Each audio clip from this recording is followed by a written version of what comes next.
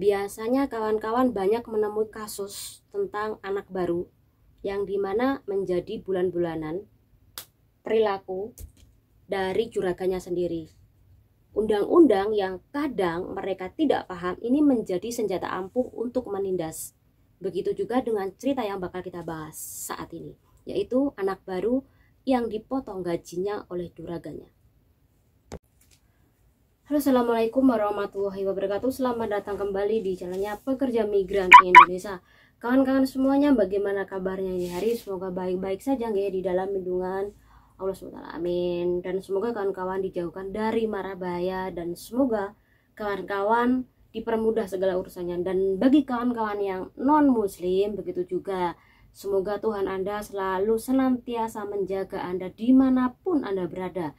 Dan semoga Tuhan Anda selalu mempermudah segala urusan Anda. Amin. Nah, kali ini kita bakal membahas sebuah kasus dari kawan kita. Dan ini pelajaran yang sangat penting banget menurut aku bagi kawan-kawan yang baru bekerja di negara Hong Kong, atau adik-adik yang bekerja baru nih di negara Hong Kong.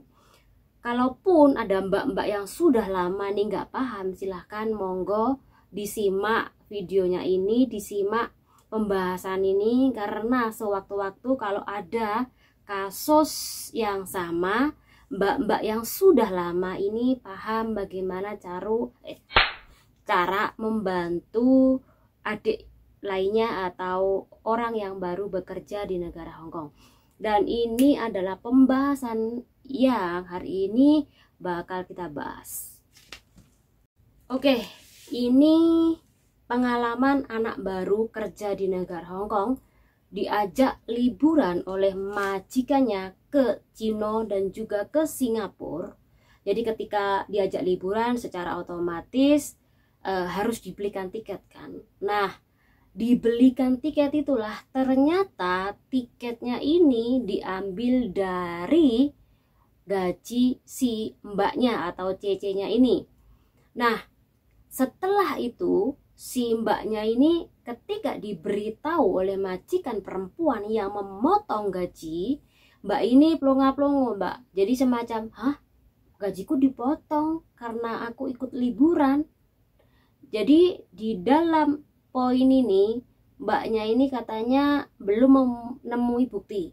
Jadi nanti saya bakal menjelaskan bukti apa yang harus Anda persiapkan untuk dilaporkan kemana saja. Tolong disimak dengan baik ya.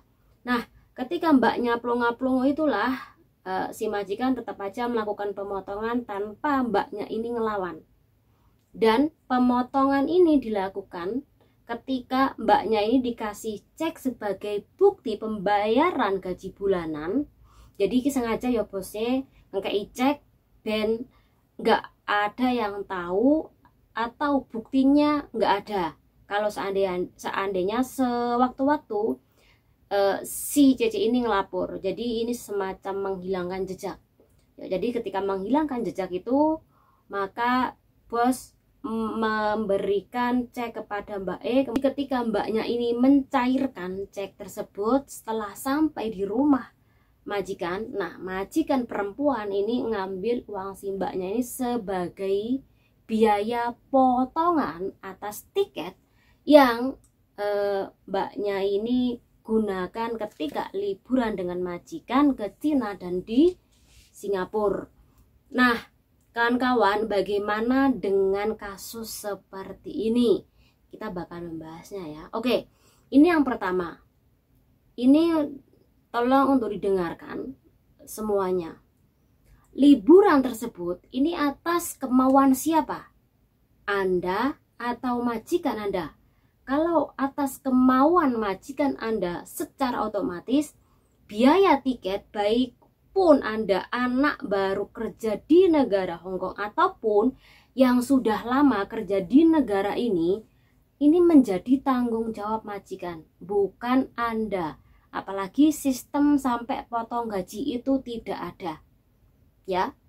Jadi tolong untuk didengarkan bagi kawan-kawan semuanya, untuk biaya tiket loihang atau liburan majikan, ini tetap menjadi tanggung jawab majikan, bukan Anda. Kecuali kalau Anda liburan sendiri. Kan Anda kan bukan liburan sendiri. Jadi itu tetap menjadi tanggung jawab majikan. Apakah itu bisa dikasuskan? Sekali lagi bisa dikasuskan. Yang penting ada catatan, ada bukti. Kalau sampean nggak punya bukti, ada catatan dengan jelas. Contoh, majikan Anda ngajak sampean kemana? Ke Cina lah, ke Singapura lah, ke Taiwan lah, ke Jepang. Nah, di situ Anda bilang dengan rinci bahwa majikan Anda memotong gaji Anda karena untuk pembelian tiket. Padahal Anda tidak tahu menau masalah itu. Cukup Anda tulis saja, itu sudah cukup. Bahkan bagaimana proses pemotongan, semacam satu, Anda dikasih cek, kemudian disuruh cairkan, kemudian setelah dicairkan uangnya diambil. Nah, itu ceritakan di sebuah kertas atau buku, jamnya berapa, siapa yang memotong, tanggal berapa, bulan berapa, tahun berapa. Ini penting banget, Mbak, ya, yang namanya catatan tentang kondisi kerja sampean, yang sampean tidak nyaman kerja di situ, tentang apa aja, itu penting banget. Jadi sewaktu-waktu sampean mau keluar dari rumah tersebut, kasuskan. Kalau saat itu, detik itu sampean tidak berani mengkasuskan, kasuskan ketika sampean sampun finish kontrak. Nah, Mbak E tadi ini sudah melaporkan ke agensi, tetapi agensi tidak mau membantu. Lalu kemanakah mbak-mbak itu harus melaporkan? Pertama adalah agensi, betul. Kemudian yang kedua, laporkan ke KJRI. Kalau sampean nggak paham KJRI, silahkan yang fanspage KJRI ini, laporkan lewat Imboke. Nah, oke, yang ketiga, sampean kan sudah ada catatan, berarti laporkan ke Lebor. Kalau sampean nggak berani melaporkan ke Lebor, minta bantuan ke KJRI. Kalau KJRI tidak mau membantu, silakan cari organisasi yang berada di lapangan Victoria, itu banyak banget. Minta sarannya, minta mereka untuk membantu bagaimana cara melaporkan. Yang penting ada catatan, ya, ini penting banget. Apakah ada urusannya dengan polisi? Sebenarnya tidak ada urusannya dengan polisi. Kalaupun Anda ini adu mulut, berantem, kemudian diusir, ini baru silakan minta bantuan kepada polisi. Jadi buat adik-adik atau mbak-mbak nih yang saat ini masih bilang takut, ya saya tidak bisa menyalahkan sampean kalau untuk takut, ya. Karena sekali lagi, ketakutan itu yang bisa melawan adalah Anda sendiri. Kalau Anda semakin takut, maka sampean akan diinjak, maka sampean akan diremehkan. Jadi cobalah untuk berani. Sampean wes ke Hongkong loh, wes ke luar negeri. Jadi perlunya keberanian sedikit demi sedikit, pupuk, nggih. Jadi laporkan. Jangan sampai Anda diam, karena sekali dua kali Anda dibutuhkan, nanti ke depannya dikit-dikit potong. Anda nggak ngerusakkan barang, yang ngerusakkan barang majikan atau anak majikan dipotong. Karena apa? Anda diam. Siapa yang memulai? Anda sendiri, karena Anda terlalu diam di dalam situasi penindasan Anda. Jadi penting banget kawan-kawan ini untuk berani. Dan mbaknya ini juga bilang, katanya dia tuh mau kirim uang gajian kepada anaknya dia untuk beli sepeda, dan juga untuk adiknya dia yang sekolah SMP. Jadi sekali lagi, di dalam seperti posisi ini penting banget, ya, mbak-mbak, untuk komunikasi kepada kawan-kawan yang lain yang paham, yang tahu tentang undang-undang. Bagi kawan-kawan yang sering bertanya di dalam kolom komentar bawah video ini, Kalau pertanyaan sampean penting pasti saya jawab. Kalau biasanya nggak penting ya pasti kadang saya lewati, kadang saya jawab. Tapi kebanyakan saya jawab ya. Jadi jangan khawatir, kalau pertanyaan sampean masih bisa saya jawab, saya pasti menjawabnya.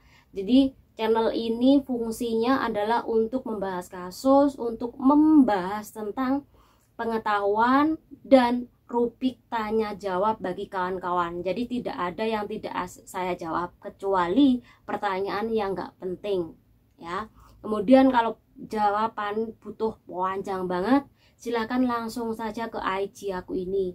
Kalau sampean pertanyaannya panjang dan butuh jawaban yang panjang, ya. Semoga dengan kejadian seperti ini kawan-kawan yang adik-adik yang baru kerja ini lebih berhati-hati, lebih banyak belajar lagi tentang pengetahuan.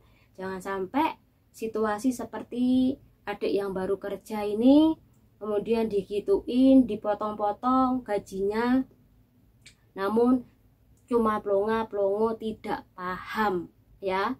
Jadi penting banget yang namanya komunikasi di sosial media yang paham. Kalau nggak paham, ketik aja organisasi Hongkong Indonesia, itu banyak banget. Mintalah saran dari sana. Semoga dengan adanya pembahasan ini membuka wawasan sedikit saja bagi kawan-kawan yang belum paham. Channel undur diri. Wassalamualaikum warahmatullahi wabarakatuh. Bye bye.